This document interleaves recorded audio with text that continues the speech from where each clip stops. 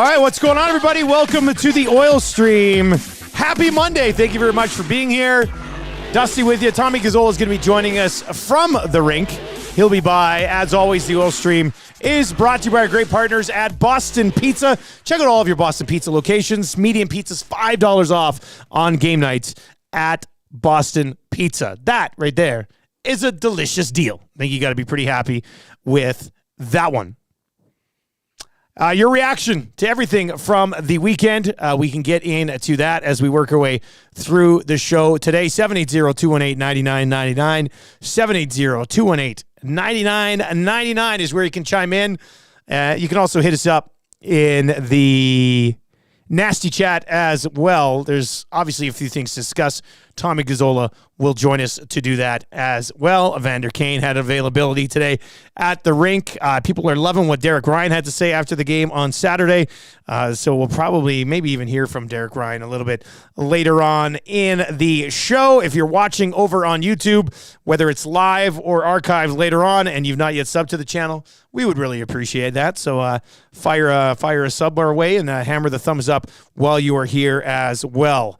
We had an Oil Stream Friday abbreviated version. They played against Colorado and won on Friday. They played Calgary on Saturday and won as well. So overall, I think you have to look at it as a very, very good weekend for the Edmonton Oilers. They are within striking distance of the Vancouver Canucks. In fact, if they were for some reason win all of their remaining games, they would track down first place in the Pacific as well.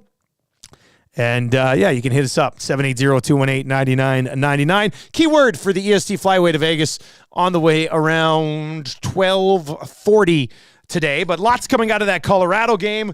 Lots coming out of the Calgary game that we'll certainly get to. If Tommy Gazzola was here, he'd be looking at his desk right now, losing his mind. He's not here, so I got papers all over the place. This is how I like to operate. I like to have a bunch of different things on the go. AJ's in and says, remove your water bottle from the desk, Dusty. Well, that guy needs to stay hydrated, man. You're killing me. Exactly. Was Tommy ready to go? All right, let's bring in Tommy Gazzola. He is down at the rink today. Mr. Gazzola, what's up, buddy? Hey, Dusty, I'm looking at this desk going, what the hell is that noise? Well, now you don't have to see the desk anymore. That noise. So, sorry, man. So many notes and papers and stuff, you know? Unbelievable. Just wrapped up in the locker room. I mean, they're still going, but I stayed and waited for Kane and Perry to talk. Perry first, Kane second. Interesting. And at the end of the day, it looks like they've, buried the hatchet and put whatever spat we saw on Saturday behind them. So that was interesting, and that's what kind of delayed me getting ready to go here. So, yeah, I just got up from the locker room. Well, we might snag those availabilities and play them here a little bit later on. You said interesting. What was the message? Like, what was the question? Like, what was it like? What did they say? What did they talk about? So Perry started with saying, hey, brothers fight. They knew that, come on. Like, they kind of needled us back as media. But you have something like that. I know everything gets caught on camera, but you do need to address it. That is just how it is in professional sports across the globe. So anything like that needs to be discussed because media, fans, people will run with narratives and will think that they know the situation and maybe it's the furthest thing from the truth. So I would say this. I think they both handled it really well, like two veterans, and is everything fine and dandy? For the time being, my read on it is, for the time being. And we'll see where it goes from here. But they handled it well. Even as Perry was finishing up, he said, Kaner, you're up. And then Kane said, you're an asshole, jokingly. And kind of was like, see, there, is that what you came for? Is that what you wanted? And then Kane called everybody. Are you not entertained? Are you not entertained? Yeah. And then Perry, or actually Kane, said that we live in a society that's very soft right now, and I don't disagree with him. So as long as these guys bury the hatchet for the rest of the season and in the playoffs, then that's all that matters. Yeah, it's interesting, and we might as well just get to it if you want to continue to chime in. And Zach, maybe we will grab the availabilities once they're available, and maybe we'll play those here on the Oil Stream today. I'll send them to Zach. Yeah. Okay. Perfect. Apparently my sucks, so I'll reconnect. Oh, are you reconnecting? I don't know. That's what Zach. Oh, I thought he was okay. His sound sucks. I think his sound's going to suck because I don't think he has a mic. I think he might just be coming through his earbuds. But all right, well, we'll get Tommy back. We'll see how Tommy I'm right here. Yeah, Tommy, are you just coming through your headphones? Yeah, I'm just through my headphones. Yeah. No, I think you're good. I think you're good. They worked great last time. Yeah. No, it's fine. Don't worry about it. We're good. Okay. So the whole Kane thing is interesting. You can text 780-218-9999, 780-218-9999. Mike in Thunder Bay says, happy Eclipse Day, gentlemen. Let's hope the Perry Kane situation doesn't eclipse the great weekend of hockey that the Oilers had. That's kind of funny, Mike in Thunder Bay. I'll give you that, buddy. I'll give you that. The thing, like, I didn't really have a major issue with Perry and Kane. I think there is a talking point here, though, Tommy, that this is the second time in 3 weeks we've seen one of Kane's teammates frustrated with him on the bench. I don't think you can gloss over that. I mean, I think that's not a great look. Obviously, he's doing something on the ice, and they pointed to the Perry situation. The broadcast pointed to the play in the corner. Obviously, when Draisaitl was frustrated with him, they pointed to him not being in the right place on the power play, at least. So, to me, it just looks like his teammates, multiple guys, have been frustrated. And Perry's overblown frustration, did that not look like something that had been building for a little while? I thought Perry was pretty overreacting for one small play like that. You know? It seemed like serenity now, and then like insanity later. Yeah. No, that's a good way to read it because it's not like a guy's just going to – like Kane tried to make a play. Was it the best decision? No. Could he have made like 5 other decisions that were better than that one? Yes. Is that why Cory Perry blew up on him? Probably not. Like let's use logic and reason and common sense. So it might have been a slow burn, and then finally he hit his boiling point and then decided to unload on Evander Kane publicly in front of everyone on the bench. You don't just snap because a guy makes a bad pass from behind the net. So there had to be more to it. But again, if they hashed it all out, then they're okay. Okay, Zach, to come, you have Perry. I'm sending Kane right now, by the way, just to send him a note through our show. All right, there we go. So we're going to get few of those comments on the Oil Stream today. If you have any questions, you can fire those over. And just in general, your thoughts on, seeing that level of frustration. I know many of you said not a big deal. Perry's obviously become a vocal leader on this team, was not happy with something that Evander Kane was doing, and let him be known on that front. B-Mother Review says there could be a Royal Rumble on the Oilers bench, and I don't care as long as they're winning, which is exactly what they did do over the weekend. Especially, well, the win against the Flames was a good one as well, but the win against Colorado, Tommy, I know in the end it's a regular season game and all that stuff, but I did think it was pretty important how they bounced back against Colorado, preferably in a win for the team and the organization. But not only did they bounce back, they bounced back in a big way. They looked outstanding. I know, second half of a back-to-back for Colorado, whatever. It doesn't matter to me. I thought the Oilers came to play and send a little bit of message of their own. Yeah, they did. They owned that game. They dominated that game. They were great. Matthias Ekholm was an absolute horse in that game. So that was, I think, one for the Oilers' psyche where they know they can compete with Colorado because they proved it. They have the Avs with everybody in their lineup. Yes, so what? Second half of a back-to-back. But we live in a day and age where the second half of back-to-backs don't really affect teams as much as they used to. So that was a complete victory, and I think that gave Oil Country a lot of restored faith in the Oilers, especially after the 5-0 loss last Wednesday in Dallas. That was good. Now, we'll see what happens and how Colorado responds on the 18th. And then yesterday, like watching the Avs get beaten by the Stars too. This is an Avs team that got pasted last night by Dallas, lost to Columbus, gets smoked by Edmonton, all within, a week, 9 days, something like that. So if you're an Avalanche reporter or doing what we do and hosting a show or doing the pre and post game, what do you think their fans are saying right now? Because I know what our viewers and listeners were saying post-game Wednesday, and it wasn't good. Now, it was a complete swing of the pendulum on Friday, but if you're in Colorado right now, how are you evaluating the way this team has had its dips in the last 4 or 5 games here, Dusty? Yeah, it's interesting with Is that Tom? Is that Tommy's audio? Yeah, That's me. Yeah, like when you stop talking, it gets pretty cluttered. So, well, now it quieted down. I don't know what's going on with your headphones at the ring. Is it Zamboni out right now? No. Oh, weird. It sounds like sounds like the Zamboni's on the ice right now. There's like a fan going. Yeah, I don't think it would pick up the fan like that. Anyway, the Oilers doing what they did to Colorado. Then Colorado gives up 7 to the Dallas Stars yesterday, which was quite something as well. So interesting times for the Colorado Avalanche. Matthias Ekholm in that game. I mean, we could do an entire episode of the Oil Stream on Matthias Ekholm. That's how good that he has been so far. I mean, he's been absolutely outstanding. Both of the hits that he had on Rantanen were both clean. I could see why the Avalanche were fired up, because it's the same if anybody was popping McDavid when he was kind of unsuspecting. People would have been pretty pissed off about that as well. But Matthias Ekholm, Tommy, if he keeps...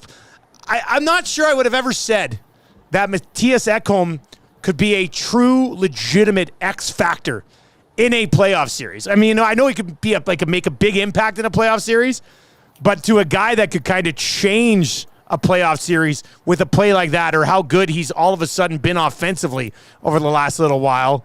I mean, Matthias Ekholm is kind of emerging as a little bit of a playoff series winner here. He's been that good.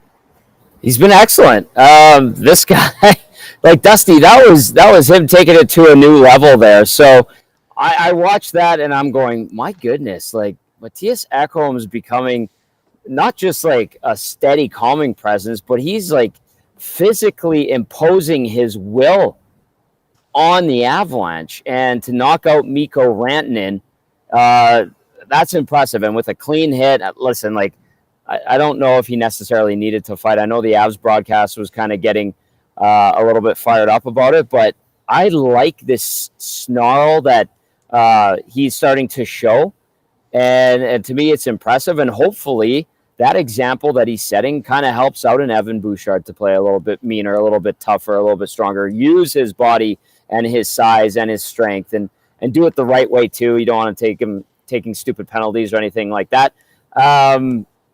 Who else could really take, maybe Cody CC, Brett Kulak, that's not really his game, but if you got Matthias Ekholm doing that, of course Darnell Nurse is going to start to do that too. Like it's those types of players that you need to like take the bull by the horns and to just do it. And the Oilers have those guys up front. Now they're seeing Ekholm do it on the back end, and I think that'll only help. And I think that's a good indicator. Nielson and Gazzola with you here on the Oil Stream, brought to you by our great partners over at Boston Pizza. If you're looking for a place to watch the game, any of those Boston Pizza lounges, the restaurants, they'll have the games on at $5 off medium pizzas. Of course, tomorrow is past a Tuesday, and we had Boston Pizza over the weekend in the Nielsen household, and I had the Memphis chicken sandwich, which sometimes has been a little too spicy for me, but I managed to get her down, and it was absolutely delicious. So you got to love that. Okay, but there's lots of text messages rolling in. We'll get to a few more of those, so keep them coming in. We'll certainly go there. But obviously, the big story coming out of the game against Calgary for many people would have been Perry and Kane talking, and we've kind of already addressed that. We'll dive into their availabilities here today a little bit, possibly a little bit later on the Oil Stream. But what was legitimately the best thing coming out of that game, Tommy? What were people saying? It was a great post game on Saturday night. What were people saying coming out of that one? Post game Saturday, I don't think they loved the game, and a lot of the talk was about Perry and Kane. Sorry, got a lot of the attention and energy from the game. What else? I don't think they're overly satisfied, but content, maybe a sigh of relief, if you will, compared to what we saw earlier in the week. So I think those were kind of the things. But yeah, they were fired up. And Cass made some really good points about the Kane and Perry situation. Like we talked about the game and how they were able to go in and manage a game at the Saddledome against a Flames team that's not really playing for much and win the season series. All that stuff, like that's good, but it was Cass kind of calming the waters a little bit, saying that stuff's going to happen. He's not too worried about it. And then today, with what we heard and what we saw from both of those players, I think we could kind of gather that they should all be on the same page. And you know what? Chris Knobloch even talked about it too. He said if it's handled a certain way, then that's fine. But if it started to leak into other parts, and if it became an issue, an ongoing one, then that's where it needs to be taken care of. And he was satisfied with how it was handled. So that did take up a lot of the post game conversation. Friday night, a lot of relief, a lot of happiness, a lot of okay, this team's back type of thing. So that was kind of the tones that we got Friday and Saturday. What about production from the bottom six on Friday and Saturday? I thought that was maybe one of the biggest things that you could look forward to in the playoffs if those guys can continue to maybe contribute like they did.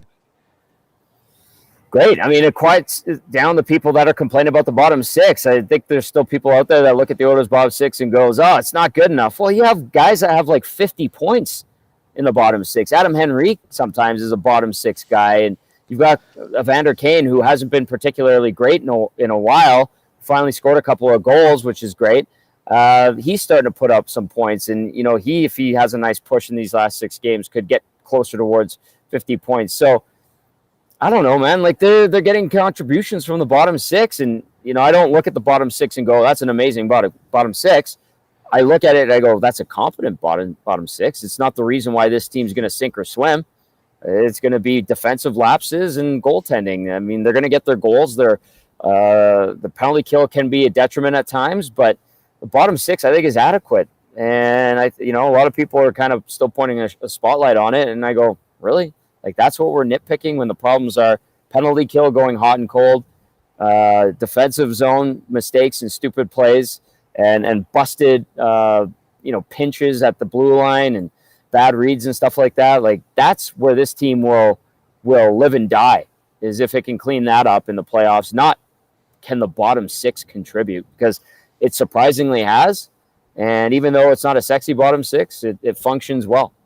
Jerry Mancini over in the Nasty Chat says Derek Ryan should be in over Sam Carrick. Ryan is a smart player who's effective in several aspects. I guess the one thing that they have there, Tommy, is they do have options, right? Depending on the matchup, depending on the type of game you're expecting.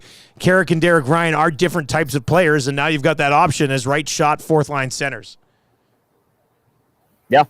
And different looks, guys that can play different style. If you need some sandpaper, you go with Carrick. If you need some more finesse and just a guy that plugs along and does everything right, doesn't make a lot of mistakes, you go with Ryan. It's simple as that. So a little bit of versatility, not a ton, but something that is what they didn't have before. I know Sam Gagner, God bless him, but Sam Carrick gives you a different look, and Gagner is probably going to be a black ace, and we'll probably see him up here and all that stuff. But they do have a little bit of versatility, and then as well with Stetcher, who was out on the ice. By the way, today, Dusty, that's another thing I should point out, is today a lot of the main veterans did not participate in the practice. And we were told today that now it starts that guys are going to be taking practices off to rest for the playoffs. Yeah, that does make sense. Get some rest in there at other times. You want to get to Derek Ryan, Zach? You want to run? Everybody was loving what Derek Ryan had to say post game on Saturday after the game against the Calgary Flames. So here's what Derek Ryan had to say. One of these veteran guys on the fourth line for the Edmonton Oilers. His ability to kind of deal with the pushback you were getting from Calgary and still come out on top of it. Yeah, I don't think we're happy with our second. They took it to us a little bit. That's what happens in big games. A lot of momentum swings, ebbs and flows, and we were able to come out and have a really good third. I was happy about that, and regroup and found 2 points. When it comes to the character in this dressing room, what's been highlighted in your team's ability to bounce back after a very disappointing effort in Dallas? Yeah, I mean, that's a microcosm of our whole season, with the start that we had and the character in this room. We were able to bounce back from that. There's a lot of people in Edmonton, a lot of people standing around me right now. They were writing us off, and look at us now. So. Obviously use that as a little bit of motivation, what we say, Derek, or? No. Leave it at that. When you get to the playoffs and the big games, it can't be just the top line scoring and the top guys. It's got to be everybody. Last 2 games, you're getting goals from everybody. Is this a team building towards the recipe that it's going to take to win when it counts? Yeah, you know what? What comes to mind when you say that is everyone wants to talk about goal scoring, and I think that the third and fourth line have to do a good job of a lot of other things that don't go on the score sheet. I know that you guys look at the score sheet and you want to see that, but I mean, if the fourth line goes out and draws a penalty and we score on that power play, it doesn't go on the score sheet. That happened in the third, and you guys don't talk about that, but that's a big shift. Whether it's building momentum in the O-zone, those shifts are just huge in the playoffs. The momentum shifts are massive. And so, yeah, we need to score goals, but it's a lot more complicated than that. There you go. That is Derek Ryan after the game. I mean, I loved a lot of the comments there. You know what that is? That's a University of Alberta educated man right there, Tommy Gazzola. That's what Derek Ryan is. Well, he's needling another University of Alberta educated man. Maybe this is a U of A like standoff or something. But listen, I know the fans are going to get a kick out of Ryan needling. He's done that for you. That's his thing. You guys this, you guys that. Pretty sharp on Saturday night. He did make a great point, and that goes to kind of what I said. I'm not worried about this bottom six. They did draw a penalty. At least he showed his work, Dusty, by bringing up the example of where they drew that penalty and then they scored on the ensuing power play. That's what a good, effective bottom six can do, should do, doesn't take penalties, does create chances, doesn't get hemmed in. That's a functioning, adequate bottom six. And I think, jokes aside and needling the media or the media taking shots at the bottom six aside, whatever, that's how you get the job done. That's what good teams have in their bottom six, and that's what they do. And to Derek Ryan's credit, needling aside, he pointed out an example of where they are effective and how they can be effective and the ability for them to make a difference in any game.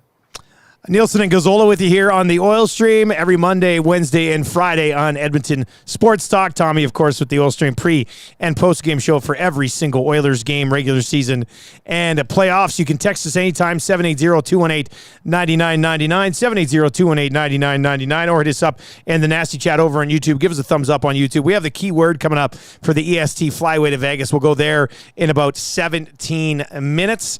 And we are going to have the availabilities with Cory Perry and Evander Kane from today as well. After a little, more not really a back and forth, more of a Cory Perry kind of saying what he said, and Evander Kane sort of, yep. And Stuart Skinner is everybody in that situation, isn't he, Tommy? Skinner's just kind of sitting there like, all right, good to go. Yeah. I thought he was great.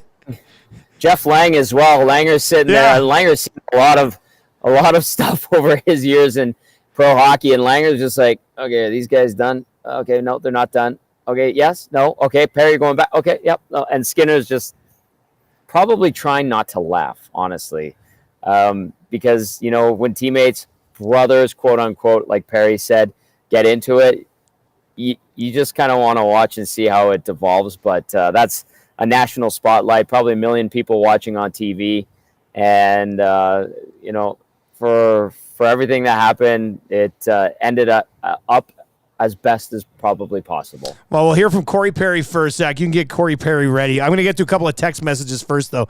I'm having a hard time seeing where Carrick is a superior option to Ryan on a night-to-night basis. Ryan can make plays and get things done. Carrick seems to struggle with making the smart plays. Tommy, do you see? We know they're different types of players. Yes. Do you see a big gap between the two players? No, and that's from Eden. Thank you for the text, Eden.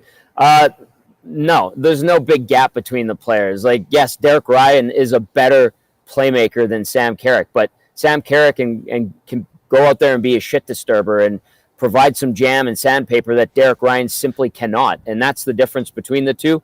Both guys bring a certain element to the table better than the other, and depending on the situation, you roll one guy or the other, and that's why they have them. It's a different look that you could throw at other teams. So, am I going to put Derek Ryan out there against a bunch of absolute giants on defense? No, because he's going to be less effective in trying to, win puck battles and get on the forecheck and stir crap up than Sam Carrick. It's just the simple fact. Now, if I need a skill guy who's going to make the right play, be smart, maybe win some draws, kill some penalties. Carrick kills penalties too, but then it's Derek Ryan. And that's why you have different looks that you can throw out there, and that's what good teams boast is versatility, and that's part of it. Eden, good question, but I don't think there's a big. I think that they, at the end of the day, are very similar what they bring to the table as a whole. Now, in what regard of the game that they bring those attributes to the table is where it's different, and where each guy has an advantage, where the other guy has a disadvantage, and vice versa. All right, one of the things that a lot of people have been talking about since that game against Calgary was Cory Perry and Evander Kane and the back to forth on the bench. As Tommy said, both these guys spoke today to the media. Let's start with Cory Perry. Here's what Cory Perry had to say earlier today. You appearing to be animated regarding something during the game on Calgary, possibly with Evander. Can you tell us what was going on there? Brothers fight. It's just trying to bring out the best in everybody. We weren't playing our best hockey, and just frustration and emotions boil over. That's all. How often would conversations like that happen that maybe the cameras don't catch? Because it did look like it was reasonably heated, but that isn't necessarily that uncommon. It's not uncommon. I mean, you come in here, you probably see a little bit more, but cameras caught it, and we moved on. We talked about it, apologized, and that's it. How much is it about sort of holding each other accountable, making sure that everybody's ready to go? I mean, I know veteran players help the younger guys make sure they're ready to go, but veterans on veterans as well, making sure. That's what makes a team work, right? That's how you win. I mean, you hold everybody accountable. You push everybody's buttons. You do whatever you have to do to get the best out of everybody. And, just at that point, it was something him and I had, and but it could be anybody, and it doesn't matter, who it is. You're just trying to be better and win in each game. Or is it more important for that stuff to come out maybe now than even in November or October, where stuff's getting real now, right? Stuff is getting real. We have 6 games left, whatever it is, and 5 games, whatever. We take it. Going forward, you're going to have to get better, and emotions are going to get higher, and intensity is going to get higher, and anxiety levels are going to get higher as we move along here, and it's how you manage those. Corey, Connor talked about the year Duncan Keith was here and how he really helped a lot just because he had so much experience and been through a lot of stuff that those guys had. Now, they haven't been to a cup final or anything like that, and only been to one conference final, but do you feel the need to show that more, considering how much experience you've gone through and how many times you've been to the cup finals and won cups? I don't know. Maybe certain points it might come out and something, if it needs to be said, whatever. But you look around here. There's a lot of experience in here. I mean, like you just said, they've gone to the conference final. They've had big moments on big stages, and it's just that next hurdle we got to get over, and that's what we're working towards. Corey, what was Evander's reaction like? I'm not going to get into it.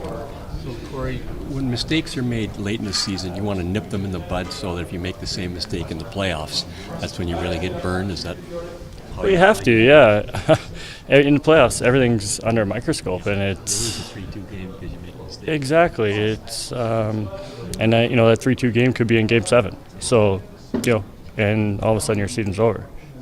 So you eliminate those now, and you push forward, and you try to get those out of your game and try to find that right way to play. And I think as of late we've been doing a pretty good job.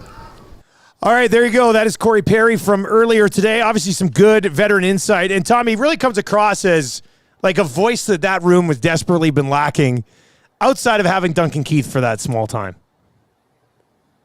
Yeah. I mean, it's good to have a lot of those voices. I don't know if it was really lacking, Dusty. Well, no, I would say it is because nobody on this team's won shit. So I think it is lacking. You do? Yeah, I do. None of these other guys can talk about winning. Cory Perry can talk about winning. I think that's extremely important. For the other guys, it's a lot of lip service, and it always has been year after year after year. Like Cory Perry has walked the walk that these guys hope to one day be able to do. So I think that's an important voice, man. I'm not saying it's not an important voice. I'm just saying, they have veterans on the team. Do they have Stanley Cup winners? No. Good point. I think that's important. Is that not why? That's why Cory Perry was brought in, right?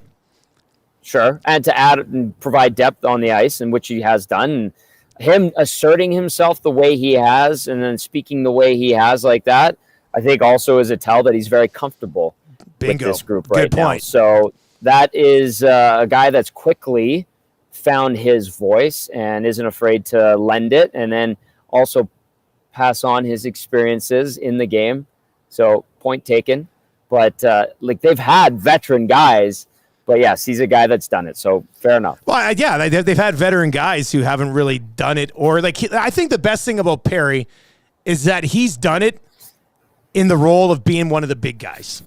Like he understands what those guys will have to go through in the playoffs to deliver, and nobody else that's been here had really just had the opportunity to do that outside of Duncan Keith when he was here. So, I think it's important. I think he plays a big role on the team, and I think they probably checked off a few boxes when they brought him in. Now, Tommy, you were down there today. It was Perry and then into Kane, correct? That's the order? Right into Kane. All right. Well, and then can I just say before Kane spoke, like the mics were hot. Nobody turned off anything. And so Perry at the end of his scrum goes, "Kaner, you're up." And then Kane goes, "You're an asshole." And he goes, "See, is that what everybody wanted to hear? And see, is that why everybody's here?" I'm paraphrasing, but that's basically the exchange before one went into the other. And then Jamie Cartmel made a really bad joke about low-hanging fruit. So Cartmel needs to be better with his jokes and his zingers. These two veterans handled it pretty well today. Of course, these questions need to be asked after what we saw on Saturday. Yeah, let's go to Evander Kane. Here's what Kane had to say. I mean, they're fine. They're fine. We're partners in the Masters pool tomorrow, so there you go. Oh, who you like? Tiger. Really? Yeah. Yeah. A bit of an underdog now. So, I mean, Root against Tiger, you don't like golf. Cameras catch something like that. Obviously, it's going to get some attention, but I mean, how often do maybe things like that happen behind the scenes that we don't see, and it's just things that a team goes through that this one was a little bit more public? I mean, everything's public when you play in Canada, right? Conversations and frustrations happen all the time. I mean, I think the world we live in, everybody's very sensitive and safe and soft, for lack of a better term. So I think when guys, two veteran guys specifically, show a little emotion, people are uncomfortable. But I think with me and him, we're the least uncomfortable in those situations. So I don't know what he said, but I think it helped our team. We had a great third period. He said, brothers fight, that you talked it out and each apologized and you're good. Yeah, I mean, I think, like I said, it was the heat of the moment. Cameras are always looking at me specifically these days, and I guess I have to enjoy it. Okay, you open that can of worms. I'll just ask you. It's been a couple of times that the cameras have shown this sort of thing. Yeah, I know you've talked about it on your podcast and whatnot. And people look for it for clicks and storylines. And like I said, I think at the end of the day, I got to start getting paid for some of these clicks and storylines. So whenever you guys want to present me with a check, I'd be more than happy to accept it. So how quickly does that get patched over? Or as you were saying, is it so maybe more common than we realize that you don't even need to say anything? Oh, yeah. I mean, I think it depends. I mean, I think it's pretty common for the most part. Guys have conversations, whether it's in the room, whether it's on the bench, whether it's at practice or whatnot.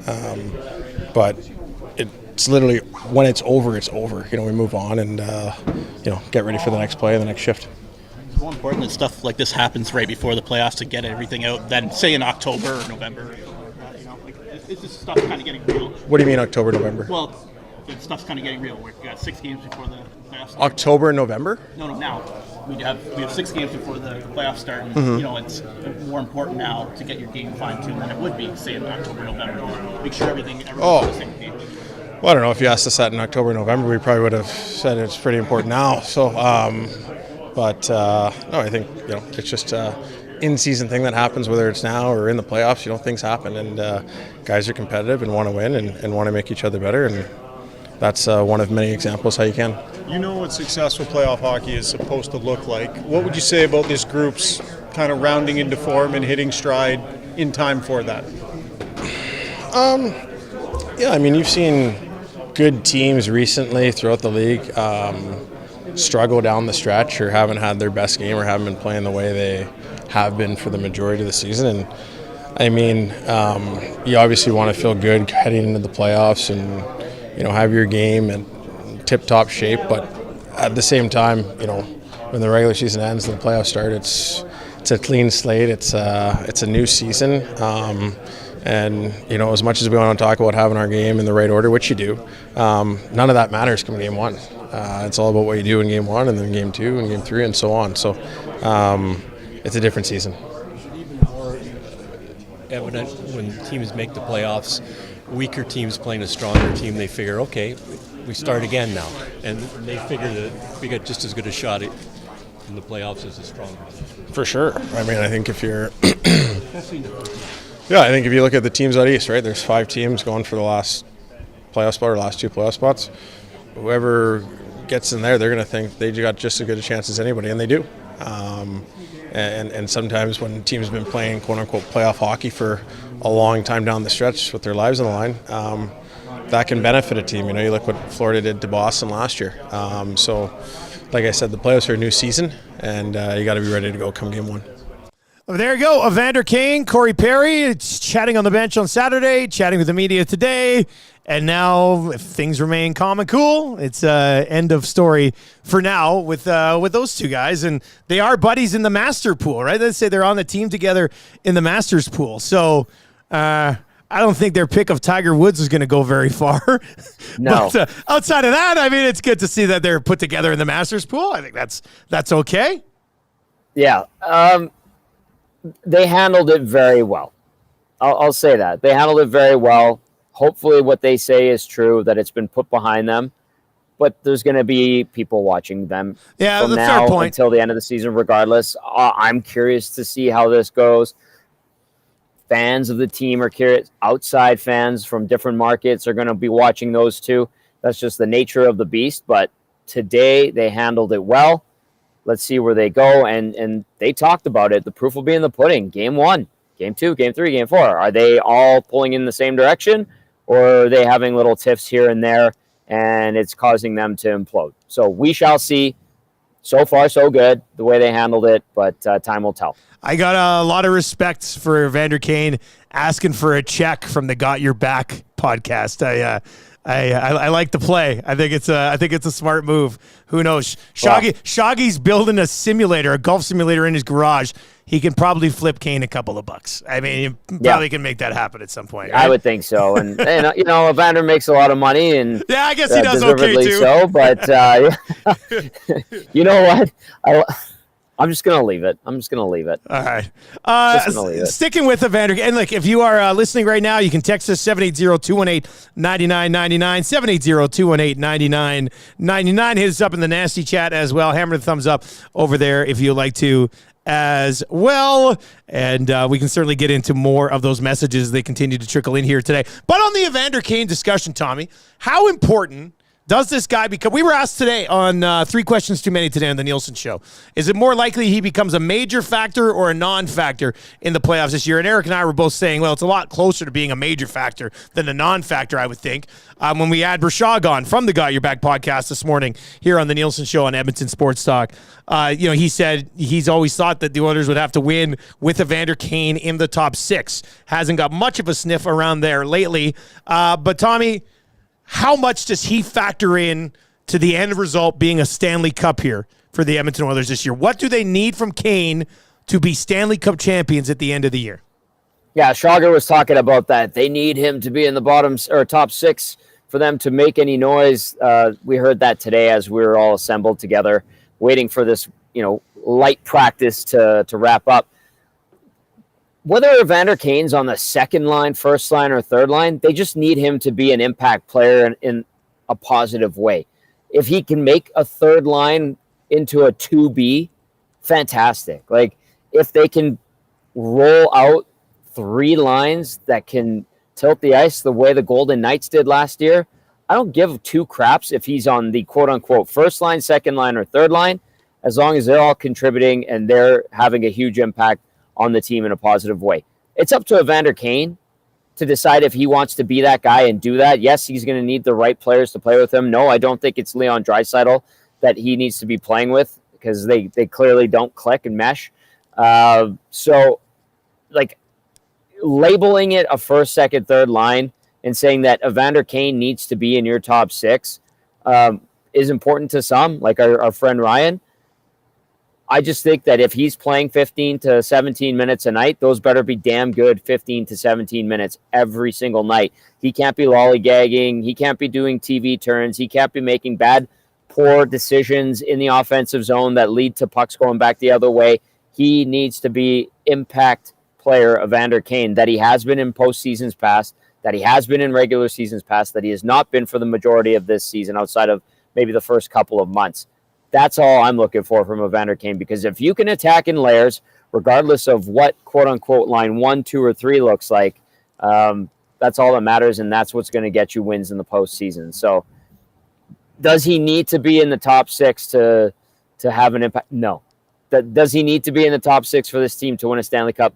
No. But what he does need to be doing is playing damn good hockey and not being a non-factor. Do you think the 2 goals against Colorado get him going at all?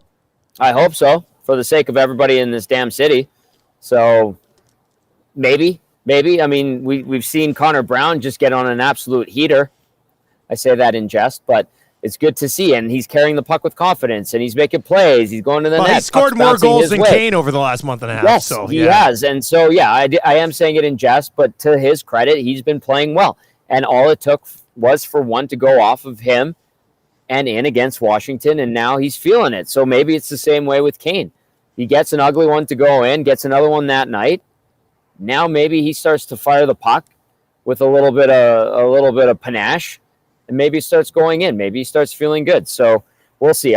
You know what? I've been told he's a little bit nicked up, but if he's going to take advantage of these rest days that are coming up, that we've been warned about for the veterans and guys going into the postseason, he should be ready to go 100% and be the Evander Kane we've come to know and recognize as an impact player for this Oilers team in the last 2 years here. Kane had 2 goals against Colorado, played 9 minutes and 54 seconds in that game against Calgary. Let's get to your keyword today for the EST flyaway to Vegas. You can qualify 4 times per day right here on Edmonton Sports Talk. All you have to do is listen for the keyword, and when we give it to you, you text it in to 780-218-9999. Tell your friends about what we're doing over here at Edmonton Sports Talk, and if they give you an excuse, it's too difficult to listen, just tell them to download the free TuneIn app, the free iHeart app, just like you'd listen to any other radio station online.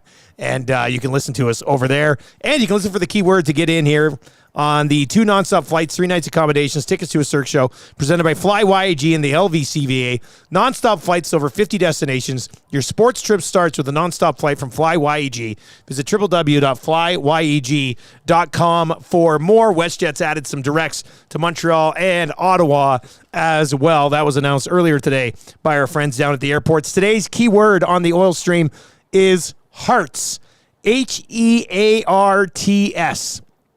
Hearts. Hearts. Hearts. Text hearts right now to 780-218-9999.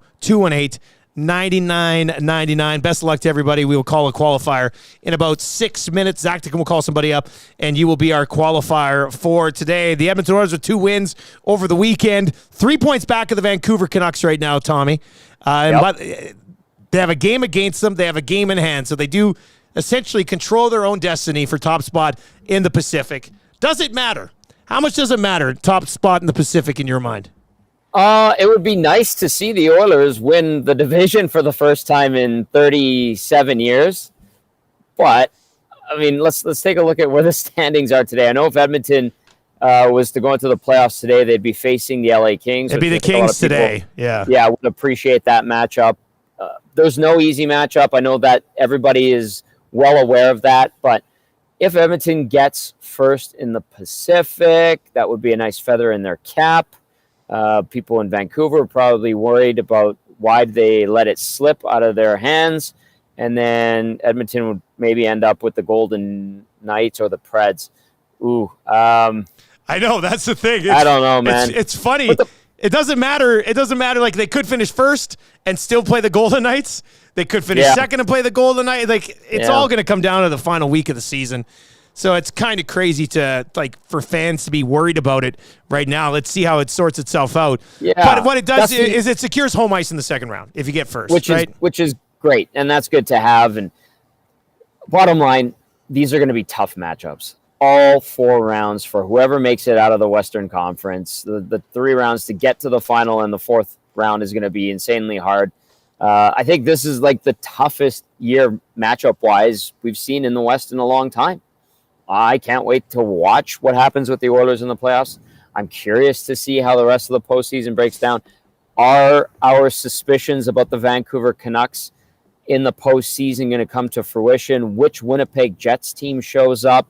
What are the Avs right now? You know, like, are the Nashville Predators the team that went on that 18-game stretch where they were racking up points left, right, and center, and then do the Golden Knights recapture that Stanley Cup pedigree? There's so many variables, but I think it's going to be a gauntlet. I'm sticking by that. And outside of maybe an Edmonton-LA matchup in the first round, I really don't think that there's a super favorable matchup. Even if the Oilers get the Golden Knights, to me, it's a toss-up. These are all toss-ups. I would give Edmonton, outside of that, in the LA series with them, if they get it, the slight advantage. That's it. Taylor from Indiana says, I can't wait for the playoff schedule to come out. I want to plan a trip. Swing on up. Check out a home game here. Obviously, the place will be rocking down at Rogers Place come playoff time. G-Dog the Hog is in. I don't know if we've really talked about this too much. Would you guys move Nuge with Kane and Perry and then leave Fogle and McLeod together with Henrique? And that would be Draisaitl up on the top line with Connor McDavid in that situation, and then have McLeod and Fogle with Adam Henrique. You know what? I don't think. Have we seen Nuge, Kane, and Perry? Has that been a thing at any point? They've got so many different options in the top 9. I literally don't think we've seen a line combination that is Evander Kane, Ryan Nugent-Hopkins, and Cory Perry. They could do that. You know what? I've liked McLeod with those two. I think McLeod plays a little bit taller and tougher and more confident with those two with him. I would too. If I had 2 guys that have been in the league forever that are a-holes in general, and then against opposition players, I'd be very happy as a young centerman in the NHL with Kane and Perry on my wings. I'd feel like free out there to do whatever the hell I wanted to. Scotty Knows over on the Nasty Chat says, guys, what are the odds of the various playoff matchups happening right now? There's so many possibilities in both conferences that there has to be somebody putting that out there somewhere. You'd have to do a lot of math on games remaining. I mean, you could just look at points percentage right now and say if everybody continues to play the way that they have, this is how it would work out. In the end, man, it's that's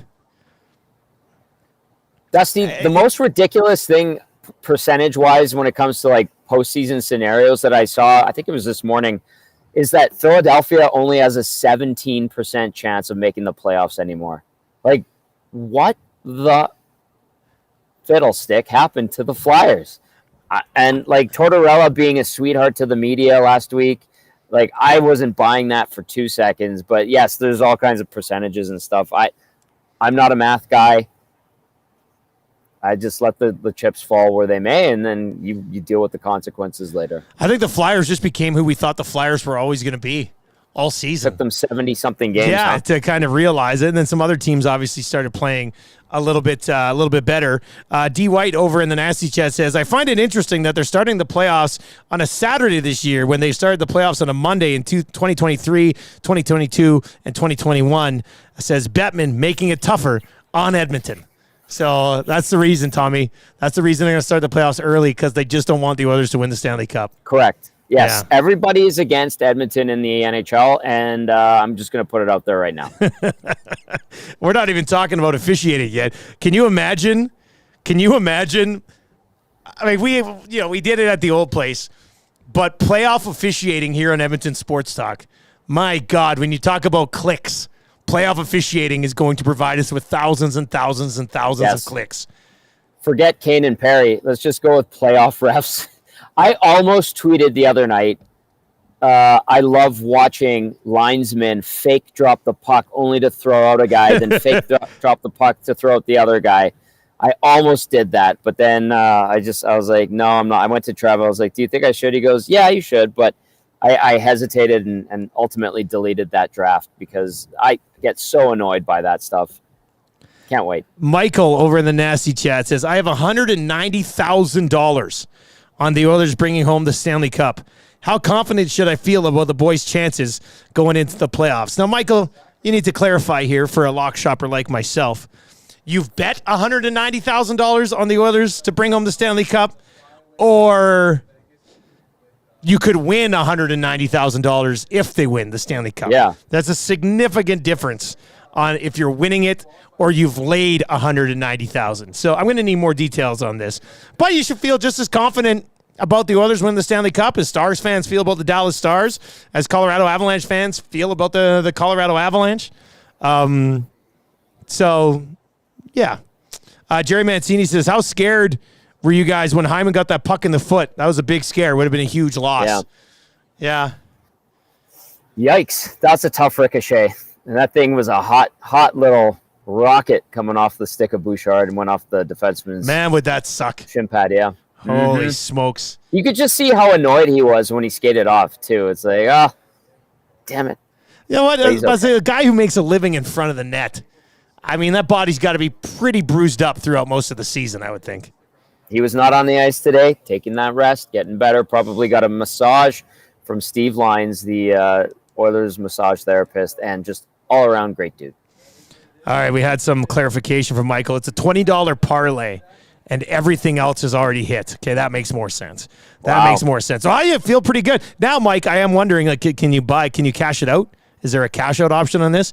If there's a cash-out option, I think it's a discussion that we probably need to have. Just in case, just to see what that value is and if it makes sense for you to take some of that money right now. All right, let's get no call. We have a qualifier though. What? Yeah, we have a qualifier, but they're at work, so they couldn't. They couldn't talk. Wait, yeah. At work or in jail? At work. They're. Do they have a name? Larry. Larry at work is our qualifier today, and he was at work, so he couldn't come on the phone. What's he do? Is he like work at a call center or something? No, I didn't ask him. He seemed like he needed to go. I was like, hey, you got a couple minutes? He's like, no, I got to go. So I was like, yeah. Wow. Okay, you get back to work. All right. Ouch. Well, hey, if you're looking for a late lunch, Larry, Popeyes, go hit up Popeyes. They've got the brand new Buffalo Chicken Rack and the Buffalo Poutine now available over at Popeyes. Thinking about picking up one of these Buffalo Chicken Wraps on the way home today after the show as well. Zacticum's thinking the exact same thing here. Give it a run, and we'll see what we can do there. But late in the lunch hour, look at the commish, Quinn Phillips. She's in there saying it's the lunch hour. Lair Bear, take a break. Lair Bear. That just sounds like Quinn. Even when you read that line, you can hear Quinn saying it. Lair Bear, take a break. It is the lunch hour. What are you working through the lunch? Yeah. I think Larry's in witness protection. That's what I always imagine. He's in witness protection, and he can't have anybody hear his voice, so they're going to be like, there he is, and they'll track him down and kill him, Tommy. That's how I view it. Everybody love everybody. Yeah. Jackie Moon said it best. ELE. Yeah, that's pretty good. Okay, so I saw somebody earlier asking about line combinations, but like you said, a lot of veterans did not practice today, so more of a casual skate, I would think, today. They did, some rush stuff. They had some fun off the hop. I put a video up of what they were doing at the start of practice. The guys who did skate today, because I know people love their lists and they need to check them. Yes, they do. Perry, Kane, Brown, Nurse, Ryan, Carrick, Henrique, Stetcher, Kulak, Janmark, Fogle, Desharnais, and both goalies took part in today's practice. So King could have taken today off if he was really banged up. Yep. Right? So that's good. Exactly. That's good news, I think. I mean, if he's going to be out there on days like this, he's got to be doing okay. Larry, these guys are giving you a chance to win a trip. You can give them a couple of minutes. Larry's taking heat right now. Well, he said he could call back. He's going to call back. When's he going to call back? He said, Zach, I'm good now if you want to call me back. No worries. What? Yeah. Let's call Larry. When are we supposed to call Larry back? When are we supposed to call him back? What's that mean? Oh, he said he's good now. He's good now. Oh, okay, call Larry now. I'm calling him right now. Get Larry back. Damn it, Larry. Come on, Larry. All right, Zach's turning the calling lights off on me Larry here. back. Tommy's going to get kicked out of the Lowe's section at Rogers. But let's get. I want to get to Larry. I like this. Surveyor Brett says garbage. Can't come on the phone. There should be no qualifier. Shakes my head. I don't think Surveyor Brett's qualified yet, and he's starting to get pretty rattled. Ooh. So yeah, I want to find out what the deal is with Larry here, and then we'll wrap up today's episode. Obviously tomorrow at noon, 2 guys and goalie. Oil stream on Wednesday. 2 guys on Thursday. Oil stream on Friday. All right, we got. I think we got Larry. Zach's talking to Larry right now. We're going to get him on and figure out what's going on here. As Quinn Phillips said, Lair Bear, take a break, man. Take a break, chat with the boys. All right, let's bring in Larry. We're good now? We got Larry. Okay. Larry, you were so busy earlier. You couldn't even join us. Work for a living, brother. But now you're not working? Like you were working earlier, but now you're not working? What's going on? Customer on the phone. Got to put that on hold to get call back. Answer the call. Okay. You know what? That kind of makes sense. Okay. Yeah, let's quickly go with this then. Have you been to Vegas? Yeah, quite a few times. I got some family down there. I was going to say, I thought you were working for a living. How are you getting to Vegas so often? Who would you bring with you this time, Larry? The bride. All right. Beautiful. Excellent. All right, buddy. Well, congratulations. You're one step closer. Get back to work, you lazy bum. Perfect. Thanks, bro. All right, there you go. Larry the worker. He's in. I think our wives really like it when we refer to them as the bride. The bride. The bride. Beautiful. Might win a trip down to Vegas.